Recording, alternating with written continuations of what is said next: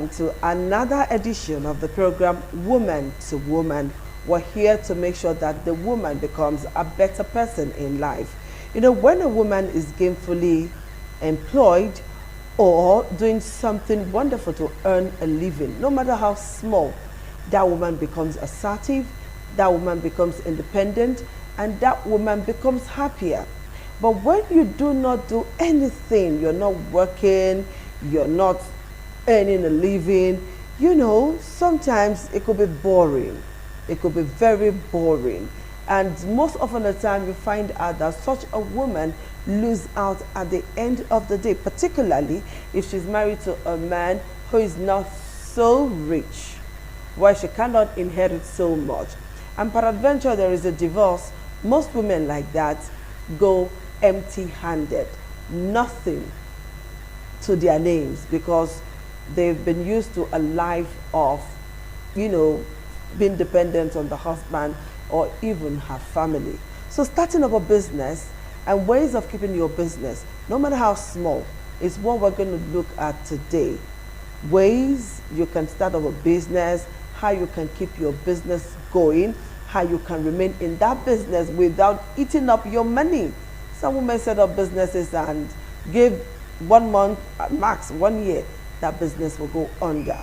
Perhaps because they do not know how to go about it. So today I'm here with an expert.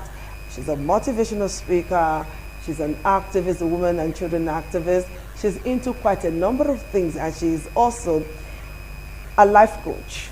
She is a life coach, and she is here again to talk to us on tips on starting up a business, keeping your business, and of course, making profit and soaring high in that business of yours. So join me as I make welcome Doris Onyenyechi to the program Woman to Woman. All right, Doris, you're looking so beautiful this afternoon, you know, you're looking good. Thank you so much. Simplicity have it today. Yes, yes, yes. All right, Doris, setting up a business, keeping the business and all of that. So let's look at setting up a business first for a woman. What does it entail? Okay, for women. For women, well, we are woman to woman. Okay. By the grace of God, starting up a business is not a big deal.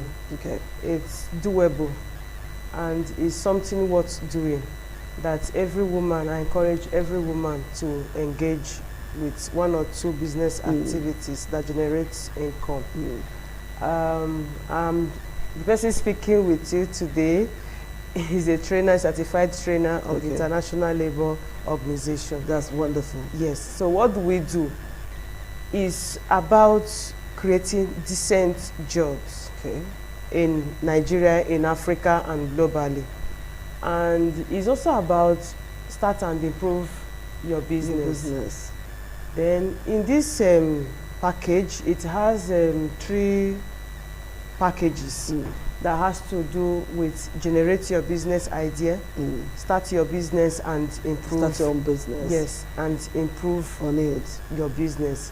So for the generate your business idea, you know, a lot of women today in Nigeria, some of us are housewives per se. Yes. Some of us and a lot of men don't want their wives to work outside the home. They just want it that way. Yes. Some of us, we do 1 or 2 things, but it doesn't really generate enough income as per se. While some of us, we do, but we need assistance in one way or the other in the business.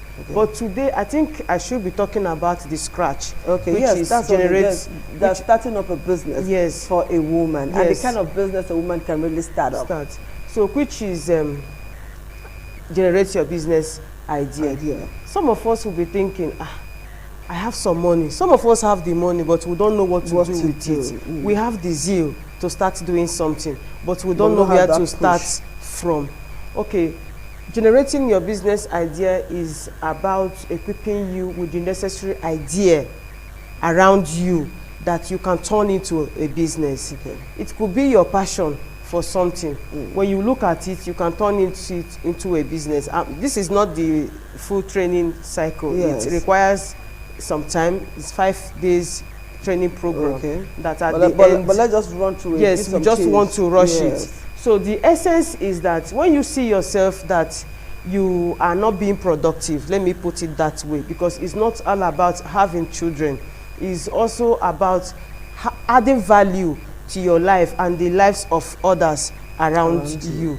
So what do you do to that? You might not be working, or you might be working and you still want to do something, but we are focusing on those who does not even have the idea of what to do.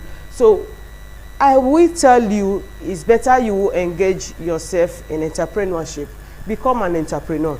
And what do I mean by this? Being an entrepreneur is being able to carry out business activity that will generate income for you at the end of the day in a layman's language. Yes. So how do you go about this thing? It could be that you have to think about yourself. Think inside, think outside the box too. Look around yourself. There are a lot of things. You have to discover a problem. That is one of the criteria of an entrepreneur. You discover a problem, then you bring a solution to it. You must not engage into a business other people are doing in your street or in your area. Think of something new, something different that can bring a solution to a particular problem. You know, the fear of, if I start up this business that nobody knows about, the fear of that business not working is usually at the back of one's mind. And so you find out that most women will just share an idea. Yeah, you know, one big thing about entrepreneurship is the willingness to face the risk. The challenge and risk. The risk attached to it. Every business is a risk. Call it the startup today, call it the running business. All is associated with risk. You can't run away from it. But you cannot say because of the risk, you should not start. I think that the potentials, the passion, the satisfaction that goes with entrepreneurship outweighs the challenges. Let me put it that way. I am not the type of person who looks at the challenges first before venturing into something. I'm pushing you to start something today, start up something. Think of what you can do that can bring what is the problem in your area. Let's take it one after the other. A woman who is a stay-at-home mom, not doing something, but wants to start up a business. What kind of business do you think that woman can go into? Let's look at 5 kind of business she can do within the confines of her home or somewhere close to her house. You remember that there are a lot of small business ideas that does not really cost much, but you can make something out of it. It's not too stressful. It's something that you can do within your own comfort zone. But at the end, you end up seeing something at the end of the day. You know, a lot of people, when they talk about business, they always think of provision store. As a starter, provision store. You don't need a provision store. Unless you want to do it in a grand style, in a different level, whereby you can think of being a distributor, or 1 or 2 products. You know, the benefits attached to it, maybe you can use it, you can fall back with it. So a provision store is not it at all. The gains are too meager. So, and you have to invest money a lot. If not, it will not even show in your counter. And again, you should know that in a particular street, you can count number up to 10 or 20 provision stores. It's like provision stores being too many. It's even more than the people patronizing it. So there are a lot. When you look at our daily needs in life, there are a lot of things that we can do to bring food on our table. When you wake up in the morning as a woman, you know that you need an egg at home. It's necessary. You look at your kitchen. What are those basic things that you always look out for to buy in the market? Can you start doing something relating to that angle? Okay, let's say for instance, you are into fishery, you know, fish rearing. Those who rear fish, you get it. I don't think that is a business that takes rocket science to start. And your customers are numerous. They are always there. You have a ready market. Yes, you have a market for that. Then if you think of producing eggs, you also equally have a market for that. So, and again, you should also think of business that you will do that you attract funding. There are a lot of interventions from the federal government and other donor agencies that they are looking into those who are engaged into agric sector. Okay. It must not be fishery, it must not be it could be piggery, poultry, it could be any other thing. It could be even pastry. You can even be into pastry. You understand? You can even be into tailoring because you use textiles to do whatever you want to do. Yes. So these are businesses that you will do that when you are applying for grant or a loan, is just a tip of, yes, it doesn't really waste time because the federal governments are looking into areas that people can be creative, innovative, using what we have here made in Nigeria to do. So you staying at home, doing nothing, maybe you live in an apartment, a 3-room apartment with lobby, with a backyard. You can think of, oh, this is my space in the backyard. I can convert it into something. You can do a small pond. Okay. You get a plumber, maybe buy 2 bowls that can connect it in case of a changing of water and what have you. You can think about that. You can begin to do something to relate into that. You can even think of even having a small cage. I'm just thinking of what you can do even while you are at home. You don't even need to start going elsewhere to go and know what to do. Look for space. Even in this tailoring issue, you can have a sewing machine in front of your house to do whatever you want to do. You get it, even hairdressing. So there are quite lots of things. So provincial store is just not it at this moment. It's not it's a good business anyway. Maybe you have the money. You can be patient to wait until you begin to gain a market share. Because when you now begin to add your 20 naira, 15 naira gain together, you can now say, okay, start saying, yes, I have something in my purse. But as a starter, as a beginner, it is better you use your initiative, use that your creative talent God has given you to think of what you need to do to get things done. Okay, what we are just discussing here is just the tip of the iceberg. So it's a whole lot.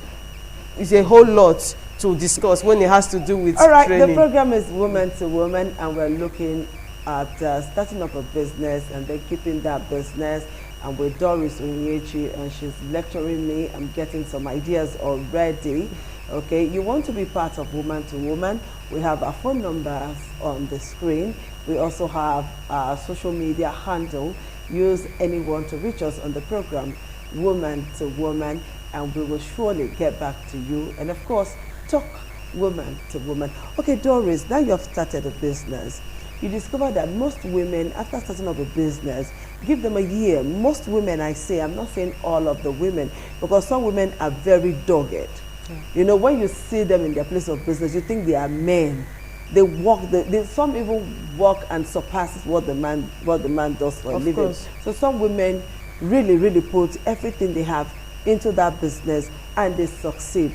But unfortunately, some women will just start up a business, give it a year, max 2 years, and that business will go under. So when I'm asking, is it because they are running a business that they saw other persons running and excelling in that business? Or perhaps because there is lack of, lack of passion or no management know-how, so to speak, on how to keep that business intact. Why do businesses collapse within few years? There are quite a lot of challenges that causes collapse in businesses. That is why you need to seek professional advice before venturing into any business. But some person will feel that, is it not just to do this for? It's not to do, what do I need professional advice for? I can do it, I can Google it. By the time it hits the rock, you will understand, experience will teach you that you need to seek advice. So you need professional advice. Yes. And number two, we should know in entrepreneurship, as an entrepreneur, you should see yourself that you are not into a competition with anybody. Though you are operating in a competitive environment, yes. But that does not mean that you are competing, you are there for yourself. And you know one thing, you can copy an idea from someone, but you can't copy a vision. You must create a vision for yourself, and it should come out inside. It should be, your vision should be yourself. Okay. Whatever you are doing should be interpreted, and you must not miss that line. That's your vision, you must not miss it. And a lot of external factors too can also cause collapse of a business. That's why seeking mentorship and advice will guide you. It will expose you. There's something that even you undergoing this training, it will expose you to get to know, to be abreast of these external factors that could make your business hit collapse. Then you can begin to avoid it, or even think of another idea that can help you surpass such challenges. And another thing that can also cause your business to collapse is misappropriation of funds. You know, when you are into business, your costing is very, very important. And you don't just gain all of these things just like that. You don't run business with just ordinary common sense. There are more to that. There are those who are business doctors. There are those who are a catalyst in terms of entrepreneurship. Yes. You understand? So ask them, call them, let them intervene. Whatever it takes for them to put you through, it is necessary for you to just do that. It will help you position your business right, and it will also guide you to be in existence. Even while competition is tough, yes, they will also assist you on how you can withstand such challenges. That is where your vision, your passion will begin to speak for you.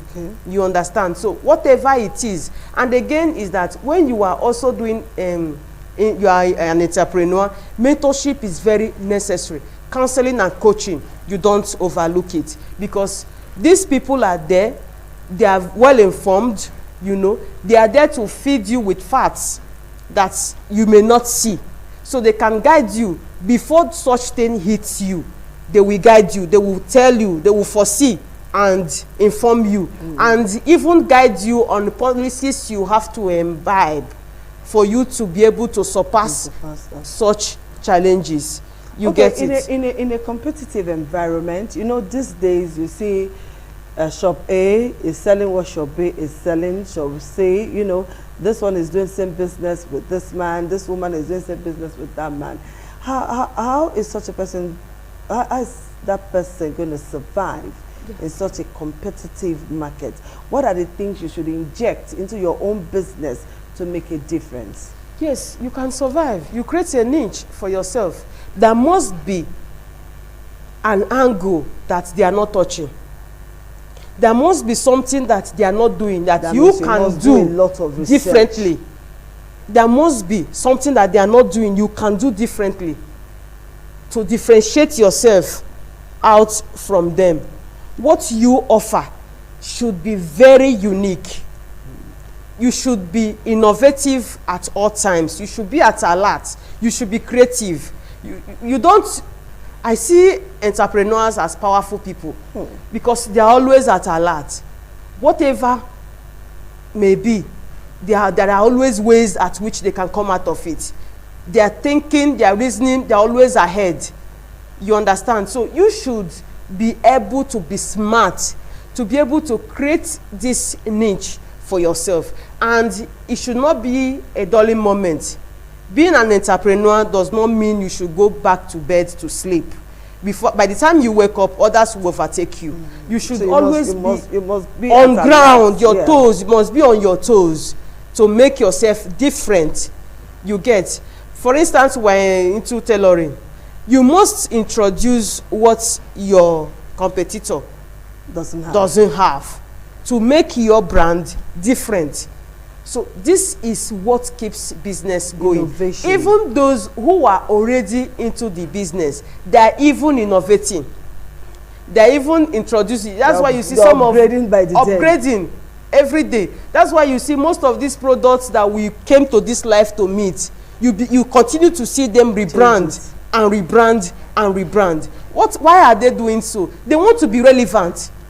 They still want to maintain their position in the market. Otherwise, competition will swallow them.